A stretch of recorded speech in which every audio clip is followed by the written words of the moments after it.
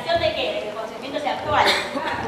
Exactamente. A ver, pero todavía no tenemos ningún fallo de post-mortem, o sea, de autorización de utilización de material genético con la entrada en vigencia del código. ¿Cuáles fueron los argumentos a los que recurrió la justicia? Son distintos los fallos. Hay un fallo de Mendoza, dos iba a ser de acá, de la Ciudad Autónoma de Buenos Aires, uno de Morón. Los argumentos que es el artículo 19 de la Constitución, esta idea de que esta persona, a ver, en uno de los fallos, creo que en el de Morón, la jueza dice algo así: no se me escapa que esta persona lo que me viene a pedir lo podría hacer perfectamente recurriendo a un banco de gavetas de esperma o de semen. Pero lo que tampoco se me escapa es que esta persona me viene a pedir concluir un proyecto parental que tenía con la persona que acaba de fallecer. No es que quiere ser madre en este marco de este proyecto parental. Artículo 19 de la Constitución. La venia, de alguna manera, de todos los familiares de la persona fallecida que dicen no tenemos ningún problema, las partes acompañan eso, y después, en un caso en particular, en realidad en dos casos particulares, recurren a la construcción, para mí problemática y compleja, de la figura de consentimiento presunto. Si este señor, en los dos casos son señores que, o sea, en pleno tratamiento le descubren un cáncer. Si este señor prestó el consentimiento y lo fue... Siempre tuvo la posibilidad de revocar el consentimiento y nunca lo revocó. Entonces, o sea, como hay como toda una construcción de que, bueno, presumo que esta persona si hubiera tenido la posibilidad, ¿se entiende? Ahora, ¿qué es lo que puede pasar? Como el código no lo prevé, digo, con los fallos que vemos, ¿no? Puede pasar que los centros establezcan dentro del consentimiento, y ahí veremos la validez o no validez que le da la justicia a estos consentimientos. El código no lo prevé, pero yo cuando voy al centro, hay centros que me dan la posibilidad de que dentro de las cláusulas yo prevea que en caso de fallecimiento, o sea, que puntualmente consienta en ese supuesto, digamos, hipotético que puede llegar a plantearse en el marco de una trama. ¿Sí? Pero estamos haciendo bola mágica, digamos, tenemos que ver qué es lo que pasa y, digamos, cuáles son los planteos que se hacen en la justicia.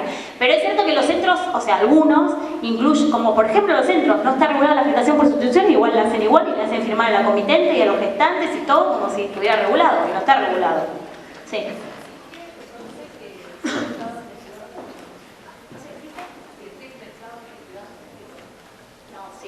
Sí, o sea, no quiero limitarme y flexibilizar el 560 y 561. Ella me está planteando un caso hipotético de cómo se resolvería, con vigencia del nuevo código, un pedido de filiación post-mortem. En realidad no es un pedido de filiación post-mortem. Lo primero que hace la gente es pedir la autorización para poder usar el material genético. Y lo que yo le estoy tratando de transmitir es cierto que no se reguló, ¿sí? Pero no se prohibió. Entonces veremos, y lo que le estoy contando no es sentencias de ahora, sino sentencias de antes de la entrada en la vigencia del código, donde el 560 no estaba en vigencia, el 561 no estaba en vigencia, el 562 tampoco, ¿sí? Y resolvieron de esta manera: todo lo que no está prohibido está permitido, consentimiento presunto, el ok de la familia de la persona que falleció, o sea, van, construyen, y nuevamente reitero, no tenemos sentencia que establezca un vínculo filial post-mortem. Tenemos esas sentencias que le autorizan a la señora a utilizar ese material genético para que... ¿sí? Veremos qué pasa. ¿Sí? Gestación por sustitución.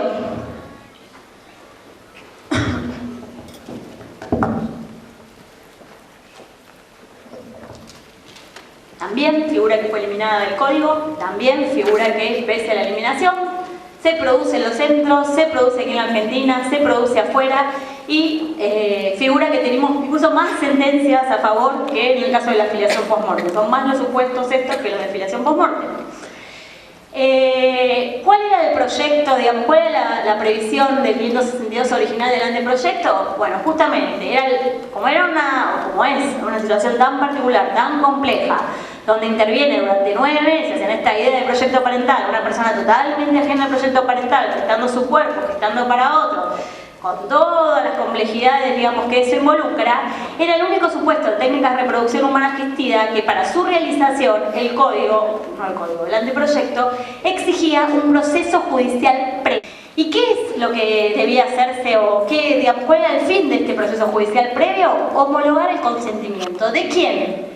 De los comitentes, si era un proyecto parental de A2, no me importa ni la orientación sexual ni el estado civil de las personas, si era de A2, o del comitente, si era una persona sola. ¿Qué quiere decir comitente? De aquellos que tenían la voluntad procreacional de ser padres, madres, comadres o copadres, y ¿De quién más? De la gestante. La finalidad de ese proceso judicial previo era que el juez, si se daban ciertos requisitos, si se daban ciertas condiciones, homologue el consentimiento prestado por cada una de las partes que intervenían en este proceso judicial, ¿sí? ¿Cuáles eran los requisitos que incluía el código? Eran 8. Eran 8 incisos y el propio texto del 562 agregaba más los que agreguen o los que puedan ser agregados en una futura ley especial, ¿sí? Si se cumplían esos requisitos en un trabajo interdisciplinario, porque, digamos, convengamos, ¿no? ¿Qué sabemos nosotros, abogados, de gestación por sustitución y de lo que sea? Claramente esto requería un proceso interdisciplinario, de un trabajo en equipo. En el juzgado, si se cumplían esos requisitos, el juez podía homologar el consentimiento. ¿Qué requisitos?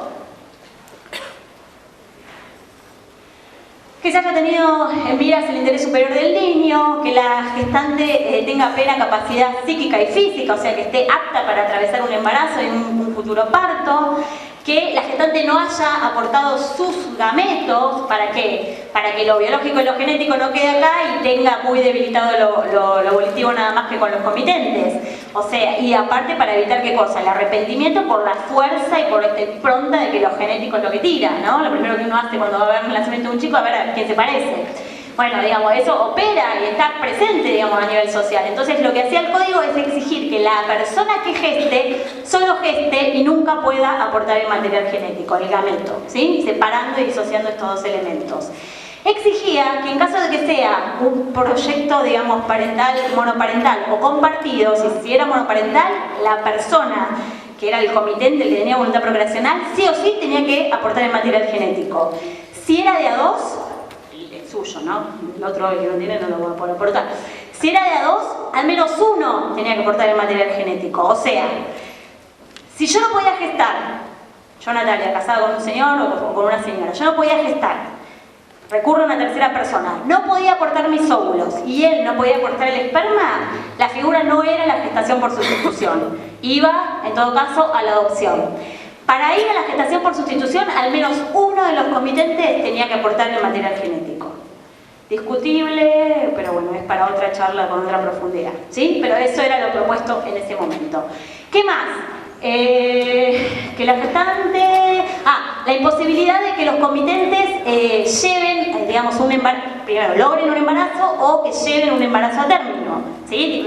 Tiene que haber una infertilidad asociada a un problema estructural, por ejemplo, dos hombres o un hombre solo, o una infertilidad, digamos, porque, no sé, haya nacido sin útero y no pueda gestar, ¿sí? También un caso más que ha sido la realidad de los pacientes de los centros de fertilidad. Ya termino. Que la gestante no haya recibido retribución, lo que no quería decir, y se aclararon los fundamentos, que no haya recibido compensación. Una cosa es una compensación económica por esta gestación por sustitución y otra cosa es una retribución. La idea de lo que estaba atrás de esto es evitar que esto sea un lucro y un comercio, si no, vean lo que acaba de pasar en Mendoza, acaban de cerrar Maternity, bueno, con denuncias penales, una cosa horrible. Que la gestante no se haya sometido más de 2 veces a un proceso de gestación por sustitución, con esta idea de que no sea, digamos, el negocio o la actividad económica de la gestante, y que la gestante haya dado a luz al menos un hijo propio, justamente aunado a que al primer o al segundo inciso, que mal puedo yo, digamos, dar mi consentimiento a algo, digamos, que no tengo ni idea de qué se trata, ¿no? Si no pasé por un proceso de gestación y de parto. Pese a la quita, la realidad es que van sumándose fallos y fallos, y no puse todos, y fallos, y hay otros posteriores. Digamos, pese a la quita, tenemos sentencias de casos de gestación por sustitución donde más o menos la mecánica es la que les comenté al inicio. Se presentaron siempre parejas heterosexuales que habían prestado su material genético, habían gestado en una tercera persona, la tercera persona era madre de cierta edad, era la que tenía determinado el vínculo, en la mayoría de los casos el hombre fue y reconoció, y el matrimonio o las personas van y plantean la impugnación de la maternidad, y se impugna esta maternidad y se emplaza como madre a la que había prestado la voluntad procreacional, y en todos los casos que se han resuelto, no solamente había prestado la voluntad procreacional, sino que ella era la que había acompañado también el material genético. El embrión se había conformado con el material de la pareja. Y por último, para terminar, antes de irnos todos a tomar un café y yo a respirar, Un primer caso de aplicación de una cláusula transitoria que no las copié. Ustedes vieron que cuando analizamos el artículo 19 dije, o sea, que la parte de sin perjuicio, lo que la ley especial prevea para el bueno, hay distintas disposiciones transitorias. Una de esas disposiciones transitorias tiene que ver, por ejemplo, con la conversión, no sé, de las personas que estén separadas personalmente y lo que va, bueno, por ejemplo. Otra de las cláusulas transitorias tienen que ver con la adecuación de las partidas de nacimiento de los niños nacidos en el marco de técnicas de reproducción humana asistida que no tienen en su partida el doble vínculo, solamente tienen madre cierta es, ¿sí? O sea, la posibilidad de ir, digamos, no sé si lo saben, pero hubo un decreto en el año 2013, si no me equivoco, 2006, que tiene que ver con esto, la posibilidad de que se vayan completando las partidas, sobre todo en el marco de parejas del mismo sexo, de aquellas que no habían logrado el doble vínculo con los hijos, digamos, por la imposibilidad del reconocimiento, ¿sí? Bueno, ¿qué pasó acá? Pareja heterosexual, casada, un señor bastante grande, 80 años. Hay que tener ganas de tener un amante de 40 años menos y ir a un centro de fertilidad. Se me ocurren cosas mucho más divertidas, pero no sé. Un señor casado con una señora, tiene un amante y con ese amante recurre a técnicas de reproducción humana asistida. Se mete las técnicas con el amante, con material genético de la propia pareja. Señor grande, pero funcionaba. Con la mala suerte de que un domingo, esto fue por lo menos en los medios de comunicación, digamos, en Buenos Aires fue como bastante resonado el caso, porque un señor digamos, conocido, digamos, de una empresa muy conocida. Estaba paseando un domingo con una avioneta y la avioneta cae en Nordelta en una casa y estropea la casa y las personas fallecen. Sí, es muy conocido. Bueno, y fallece el señor y la señora, la mujer.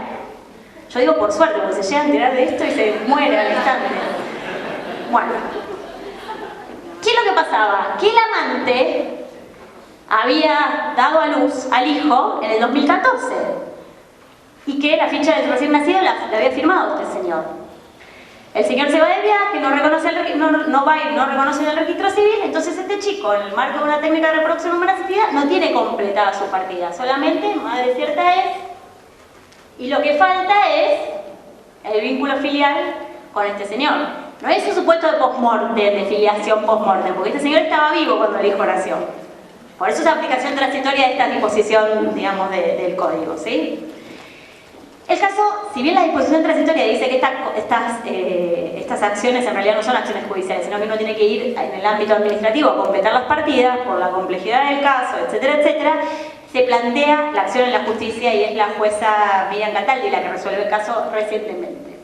Bueno, cayó una avioneta sobre una casa en un barrio cerrado, murió el dueño de la aeronave, era pilotada por, que viajaba junto con su esposa, la nave habría sufrido un desperfecto cuando se dirigía hacia el aeroparque y cayó sobre una vivienda que luego se incendió. Inicia medida autosatisfactiva solicitando se agrega a la partida de nacimiento del niño el apellido de su padre fallecido. ¿Reconocimiento por instrumento privado firmado? El reconocimiento, y ahora vamos a ver después de la pausa los principales cambios en materia de filiación biológica, en realidad esto no es un supuesto de reconocimiento, es un supuesto de que yo tengo que hacer valer la voluntad procreacional que prestó el señor en el consentimiento informado. Por lo que el reconocimiento sigue estando en el nuevo Código Civil y Comercial asociado únicamente a ¿qué? A las familias heterosexuales. ¿Por qué? Porque necesita y tiene como fundamento, no es que necesita, el fundamento del reconocimiento es la correspondencia genético-biológica con ese padre que va y reconoce. Ergo, es únicamente la figura del reconocimiento para el marco de la filiación biológica. Este era un caso de técnica de reproducción humana asistida, no de reconocimiento. Y el Juzgado Nacional Civil con competencia familia número 8, ahí está, el 13 de agosto del 2015, dice: el estudio de los problemas que genera, bueno, acá se mete con el tema de toda la discusión, digamos, los chorros de tinta que han surgido con la interpretación del artículo 7 del Código Civil en la época de transición, ¿no? Dice, el estudio de los problemas que genera la sucesión de las leyes en el tiempo integra uno de los temas más álgidos de la teoría general del derecho. Todo cambio legislativo trae consigo una colisión temporal de normas y en un plano más profundo enfrenta dos valores jurídicos imprescindibles para cualquier ordenamiento. Por un lado, la seguridad jurídica, por el otro, la justicia. Si se dicta una nueva ley es porque quienes tienen a su cargo la responsabilidad legislativa presupone que ofrece una solución más justa que la anterior, Con ello se avanza hacia la evolución del ordenamiento jurídico en su conjunto. Y agrega: ahora bien, el Código incorporó un tercer tipo de filiación, la filiación derivada de las técnicas. La Ley 26.994 dispuso en el artículo 9, cláusula tercera: los nacidos antes, acá está la cláusula, los nacidos antes de la entrada en vigencia del Código por técnicas son hijos de quien dio a luz y del hombre o la mujer que también han prestado su consentimiento previo, informado y libre a la realización del procedimiento que dio origen al nacido, debiéndose completar el acta de nacimiento por ante el registro civil, no tenía que ir a la justicia, y capacidad de las personas cuando solo constara vínculo filial con quien dio a luz y siempre con el consentimiento de la otra madre o del padre que no figuraba en dicha acta. ¿Pero por qué va a la justicia? Porque el otro vale... ¿Sí? Y dice: el artículo transcripto ubicado entre las normas transitorias da efectos retroactivos a la determinación de la filiación. En consecuencia, si dos personas concurren a inscribir a un niño nacido antes de la entrada en vigencia del Código y sostienen que es hijo de ambas, deben cumplir con los recaudos previstos en el 560 y 61. Y estaban previstos, porque los otros venían haciendo lo mismo que dice el 560 y 61. El señor había prestado consentimiento, estaba todo firmado, estaban todos los papeles en orden. Cualquier otra solución puede fomentar el tráfico de niños. Bastaría ir al registro y decir que el niño ha nacido de estas técnicas, o sea, porque tengo en cuenta, y por eso hago la disposición, no yo, sino ellos, la disposición transitoria, que los centros venían haciendo eso y que la gente cuenta con estos consentimientos, es que puedo permitir, digamos, el establecimiento de esta cláusula transitoria. El equilibrio entre orden público y autonomía de la voluntad, y da y resuelve admitir la pretensión con los alcances y surgen las considerandos, bla, bla, bla, bla. Y el niño tiene el reconocimiento del vínculo con esta persona fallecida. Vuelvo a insistir, no es un caso de filiación post-mortem porque el niño había nacido con la persona cuando estaba viva, ¿sí? Hacemos un corte, respiramos un rato y seguimos con filiación biológica y adopción. 5 y cuarto, 5 y cuarto me dicen acá. Vamos con la filiación biológica. Cande o no sé quién está allá. ¿O nomás? Biológica, me quedó mal. Determinación de la filiación. A ver, nuevamente, digamos, ¿por qué uno se detiene más cuando explica técnica de reproducción humana asistida? Porque es la gran estrella, digamos, en el marco del derecho filial. No es la idea profundizar en cada uno de los artículos de la filiación biológica, solo detenernos en aquellos aspectos que, por lo menos a mi entender, me parecen relevantes tenerlos en mente a la hora de hacer el parangón viejo código, nuevo código, ¿sí? Lo que hace el código es ordenar y hacer modificaciones sustanciales en materia de filiación biológica que tienen que ver con, por ejemplo, la legitimación y los plazos de caducidad de las acciones de impugnación de la filiación, y ordenar, la estructura, ¿no? Digamos, así como empieza con la determinación de la maternidad, sigue con la determinación de la filiación matrimonial y sigue con la determinación de la filiación extramatrimonial, lo mismo, digamos, cara y contra cara, hace cuando va a ir analizando cada una de las acciones de emplazamiento y de desplazamiento, ¿sí? Con respecto a la determinación de la maternidad, no hay mayores novedades. Sí hay una sola novedad que, digamos, dice: la inscripción debe realizarse a petición de quien presenta certificado del médico, obstetra o agente de salud. Es un agregado, eso no estaba en el código anterior. Y se regula expresamente, en realidad hay una remisión directa que hace el código. La maternidad sigue siendo determinada por, digamos, la identidad del nacido y la comprobación del parto en esos términos que recién referenciamos. Y lo que hace en un tercer párrafo el artículo 565 es, digamos, regular o establecer una remisión directa a qué pasa en los casos de determinación de la maternidad o cómo se resuelve la determinación de la maternidad cuando no tengo ese certificado médico de los tetras, etcétera, etcétera. ¿Y qué es lo que hace? Una remisión directa a las normas del registro de estado civil y capacidad de las personas. Y en particular, ahí está, la ley 2643 en el artículo 32 nos da los dos supuestos. O sea, el primer supuesto tiene que ver con los niños que no nacen en un centro, digamos, médico, en un centro de salud, pero sí con atención de un médico, y ahí dice, bueno, voy a regir por lo mismo del principio general del 565. Y el segundo inciso tiene que ver con los chicos que no nacen, o sea, que nacen, perdón, los que no nacen, sí nacen, pero sin intervención de un médico, y ahí directamente nos remite a la segunda inciso. Los nacimientos ocurridos también fuera un establecimiento médico asistencial, pero sin atención médica. Lo que tengo que hacer es determinación de edad presunta y sexo, y en su caso un certificado médico del estado corporal de la madre y los elementos probatorios que la autoridad local determine. Esta remisión del código a las normativas especiales no estaba establecida en la normativa anterior. El código hace expresa remisión en el 565, si no recuerdo mal. Filiación, determinación de la filiación matrimonial. Post Ley 26618, lo que hace es, digamos, y la modificación más importante tiene que ver con que ya no hablamos más de filiación presumida por ley en el caso de la paternidad matrimonial. O sea, si ustedes ven el título del 566 dice determinación de la filiación matrimonial, punto. Matrimonial quiere decir que puede ser una mujer, la que yo presumo que es madre por estar casado con la persona más de cierta edad, o puede ser un hombre, ¿sí? Esa es la gran modificación en materia de presunción de filiación matrimonial y además se corrige, digamos, la letra de... Antes la presunción regía, digamos, el artículo establecía dos tiempos distintos para decir cuándo se presumía y cuándo se dejaba de presumir. Ahora se eliminan algunas causales, por supuesto no está la separación personal, etcétera, etcétera, digamos, acorde con el sistema del divorcio sin expresión de causa, y dice, excepto en breve contrario, se presumen hijos de él o la cónyuge después de la celebración, a los nacidos, perdón, después de la celebración del matrimonio y hasta los 300 días posteriores a la interposición de demanda de divorcio, nulidad, separación de hecho o muerte. Y, como van a ver en cada uno de los artículos de la filiación biológica, siempre va a cerrar cada uno de estos artículos con un párrafo que remite a ¿qué? A las reglas de la filiación por técnicas. Dice, la presunción no rige los supuestos de técnicas si él o la cónyuge no prestó el consentimiento. O sea, va a regir, o sea, voy a aplicar la presunción, pero cuando es técnica no la voy a aplicar si no prestó el consentimiento. ¿Se entiende? La filiación extramatrimonial... Uy, no, esta es una firmina más, la 569, ahí está. La 570 dice, principio general, la filiación extramatrimonial queda determinada por el reconocimiento, en el caso de que el reconocimiento del padre, pareja heterosexual, y en el marco de la filiación biológica. ¿Cómo más queda determinada la filiación extramatrimonial?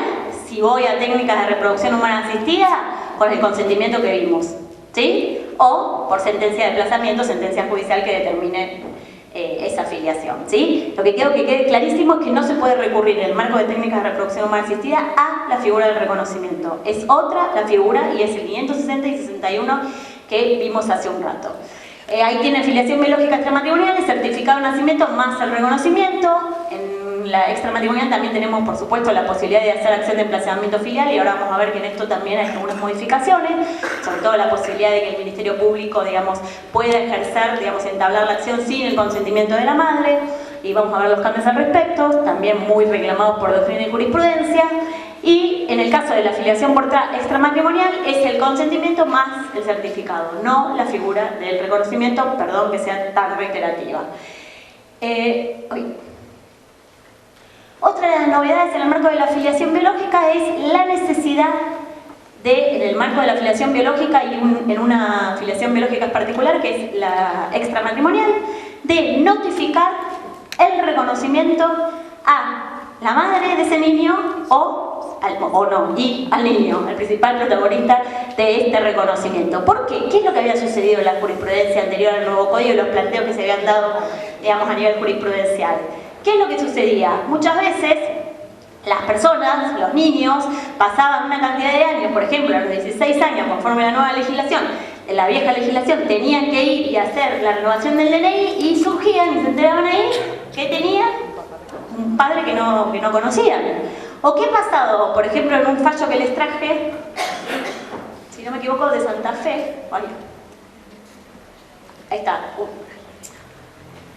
Del año 2005, viejito. ¿Qué es lo que pasaba? Era un caso, digamos, muy sucintamente, que no es el único caso que se ha planteado en la jurisprudencia, era un caso donde una niña había sido reconocida por el padre biológico, nadie se había enterado de este reconocimiento y ocurre un segundo reconocimiento del que sí tenía noticias la niña, con el que sí había construido, digamos, la identidad, digamos, de este vínculo filial. Nadie, digamos, la había notificado del primer reconocimiento, pasan los años y la nena se entera cuando tiene que hacer, no me acuerdo si... se entera no por un cambio de DNI, se enteran porque el primer reconociente, el padre biológico, inicia una acción para tener un derecho de comunicación con esa niña, y la niña ni sabía que había sido reconocida. Entonces la madre, en representación de la hija, inicia una acción de daños y perjuicios por, digamos, la violación y por la omisión o la falta, digamos, en la que había incurrido el registro. Entonces, y volviendo un poquito atrás, la novedad... ¿Me corres 2 filminas para atrás? Ahí está. Es la 572, perdón, el registro del estado civil y capacidad de las personas debe notificar el reconocimiento a la madre y al hijo o a su representante legal. Es cierto que, digamos, si el registro omite esta normativa, también pueden darse los casos como el del Tribunal Extracontractual de Santa Fe, digamos, porque también tiene que ver con, en realidad, digamos, en el caso este lo que hubo es, digamos, una omisión de parte del registro. Nunca podría haber permitido el segundo reconocimiento. De hecho, puede volver a suceder una cuestión así, pero, digamos, no me parece dato menor que el código directamente especifique que es obligación de los registros notificar ante cada reconocimiento a las personas menores de edad y a la madre o al representante legal. Ahí voy. Una distinción importante, hay sistemas, digamos, cuando uno analiza el derecho comparado, la notificación no quiere decir que este reconocimiento queda, digamos, a la saga o atado a la aceptación de la otra parte, que es el reconocido o de la madre de ese reconocido. Es solamente notificación para que se esté al tanto de que ha ocurrido ese reconocimiento. Es cierto que si uno analiza, por ejemplo, países de Latinoamérica, regulan la notificación para el caso de las personas menores de edad, pero cuando se está reconociendo una persona mayor de edad, no es solamente la notificación, sino que la notificación es a los fines de que la persona mayor de edad reconocida acepte ese reconocimiento. Aquí no se fue por ese sistema, únicamente es la notificación, el reconocimiento queda firme, esté notificado o no esté notificado. Sí, no me acuerdo. Sí. El reconocimiento queda firme, no es que te ponen tela de juicio eso, ¿sí?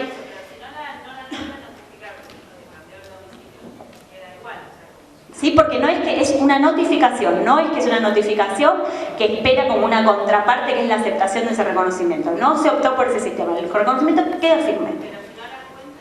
No puedes cumplir con el 572, ¿ok? Sí, pero no se espera, no es que, digamos, eso no te invalida de alguna manera el reconocimiento producido. No, por eso digo, fui puntual en ese sentido. Vamos allá. ¿Me retrocedes una? Gracias. Una más para atrás. Ahí está. Otras novedades, así pasando revistas, que tienen que ver con en materia de filiación extramatrimonial, es la regulación, digamos, específica del supuesto reconocimiento del hijo por nacer, que está en el 574, una modificación que se produce, que es el reconocimiento del hijo póstumo, el 573. Ustedes saben que en el código anterior, en el caso del reconocimiento del hijo póstumo, nunca jamás otorgaba a la persona que reconocía derechos sucesorios sobre ese hijo. Ahora lo que hace el código es mantener ese principio, pero lo excepciona cuando ese reconocimiento tiene como antecedente directo un largo periodo de posesión de estado de hijo, ¿sí? Si ese reconocimiento póstumo viene acompañado con un trajín de posesión de estado de hijo, eso habilita a ese reconociente a poder tener derechos sucesorios sobre el hijo, ¿sí? Se mantiene el principio general, pero se agrega esta posibilidad de excepción. Y se cambia, por supuesto, conforme al artículo 25 del Código Civil y Comercial, que recepta esta figura, digamos, jurídica ahora, digamos, con limitación jurídica de qué es lo que voy a entender o cuándo, digamos, se va a dar el ámbito, digamos, de subjetivo de la categoría de adolescente, que es una persona menor de edad, pero de 13 a 18 años, cuando regula el tema de la edad mínima para el reconocimiento, antes estaban los 14 años, ahora se reduce a los 13, es decir, la persona adolescente tiene, digamos, la posibilidad de reconocer